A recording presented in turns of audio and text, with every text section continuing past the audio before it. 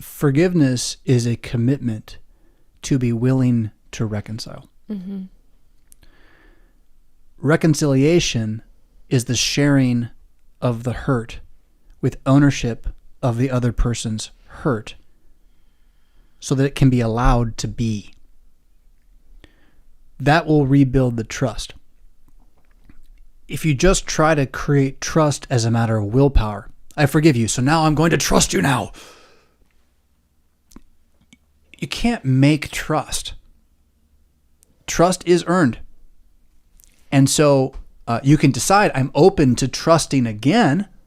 I'm willing to try, but that's different than actually just trusting, because if the same pattern comes up, and this can be things like childhood triggers from trauma that you don't even know is happening, if and when that comes up, the hurt is going to come up again too. And so unless you're committed to sharing the hurt, not I'm going to give you my hurt, but that I'm going to know your hurt and it's going to hurt me, but I am going to, because I'm open to rebuilding trust, own that I'm part of that hurt. I caused it. Mm-hmm. So then together we can grow into the hurt being our hurt as opposed to individual hurts. And then that's when the reconciliation, the trust can be rebuilt, that we can trust each other to understand the hurt, to share the hurt, and to strive to minimize, even remove, and stop hurting. Faithfulness in marriage is a commitment to mutual suffering. And trying to make the suffering go away with forgiveness as a magic pill, it isn't going to happen. Forgiveness is the first step. It's where you say, I'm going to move forward, not keep bringing up what is behind.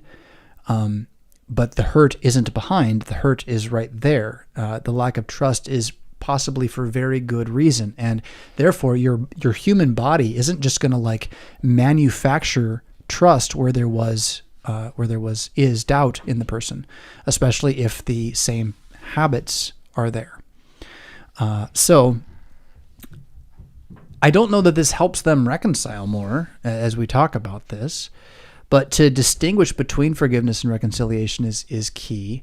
I can take us over here for a moment to Ephesians chapter 2, where we know that the reality of Christianity isn't just about the forgiveness of sins. The point is, Ephesians 2 says this in verse 14 and following. He says, He himself, that's Christ, is our peace. Peace isn't a feeling. Peace is the ceasing of warfare against each other.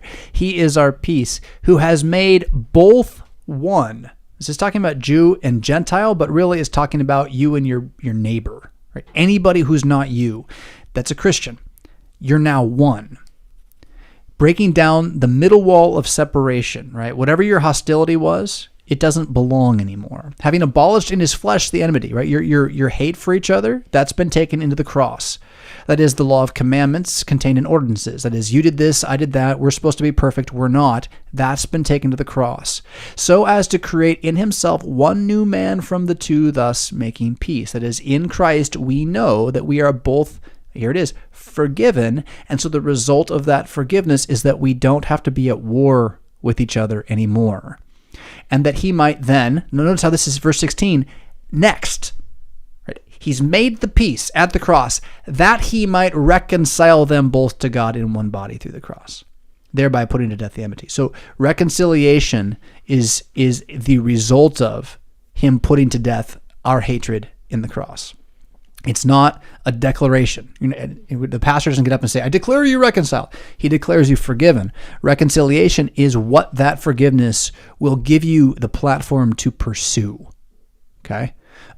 Verse 17, and he came and preached peace to you who were far off, peace to you who were near, for through him we both have access by one Spirit to the Father.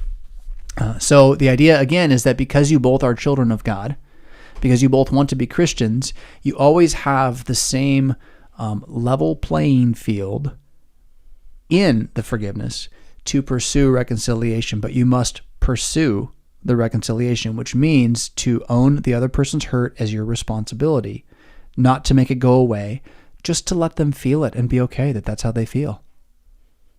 That it's normal for them to feel that way, and that might take some time for that to pass. And then individually and together, honestly, pursuing tool sets, skill sets, learning, which will help you communicate better.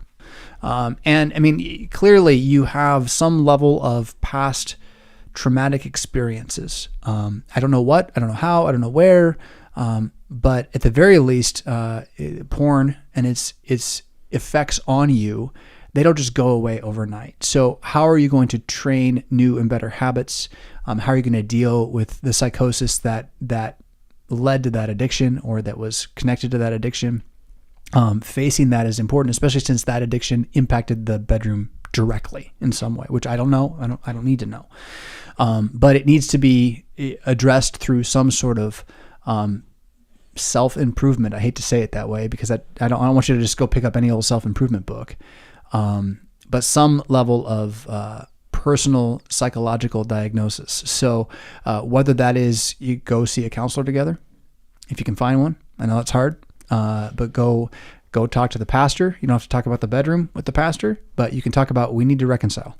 Like we love each other, we forgive each other, but there's still hurt, and we just need a way to get it out. Help? Can you help? And your pastor should be willing to meet with you on that one, right?